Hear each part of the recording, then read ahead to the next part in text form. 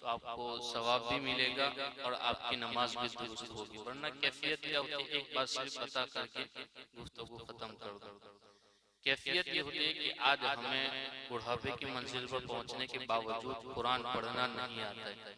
एक बूढ़ी औरत मस्जिद की सीढ़ियों पर भीख मांगा करती थी। एक साहब आए और उससे पूछा, क्या तुम्हारा बेटा नहीं? तो उस बूढ़ी औरत ने कहा, मेरा बेटा है। तो उस शख्स ने कहा कि फिर तुम्हारा बेटा है तो तुम्हारा बेटा तुम्हें खाना पानी नहीं देता है? तो उस बूढ़ी औरत ने कहा कि मेरा बेटा बाहर चला गया है और जाते हुए मुझे उसने कुछ पैसे दिए थे, अब वो पैसे खर्च हो गए हैं, तो मैं मस्जिद की सीढ़ियों पर बैठ करके मांगा करती हूँ ताकि मेरी जिंदगी का गुजारा हो जाए। सुनना तवज्जो के साथ, आज हमारी कैफियत क्या है? मैं सीढ़ियों पर बैठ करके भीख मांगती हूँ ताकि मेरा कुछ गुजारा हो जाए। तो उस शख्स ने पूछा कि तुम्हारा बेटा आउट कंट्री चला गया, क्या तुम्हारा बेटा कुछ माहाना बेचता नहीं है खर्च के लिए? उस बूढ़ी औरत ने कहा कि कुछ पैसे तो नहीं बेचता है, बल्कि वो सिर्फ रंग बिरंगे कागज बेचता है।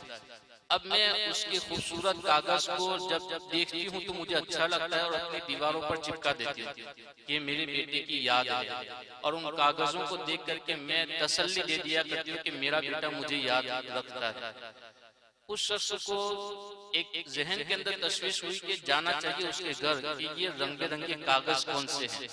सुनिए, वो शख्स कहने लगा कि माई, मैं तुम्हारे घर आना चाहता हूँ। वो उस औरत को लेकर के जब उसके घर पहुंचा, जब उसने देखा कि रंग बिरंगे कागज कोई और नहीं बल्कि बैंक के चेक पड़े हुए थे जो दीवारों पर चिपके हुए थे, उस बूढ़ी औरत से कहा कि तुम्हारा बेटा ये सिर्फ रंग बिरंगी कागज नहीं बेचता था, तुम्हारे लिए हर महीने 50,000 रुपए का चेक भेजा करता था।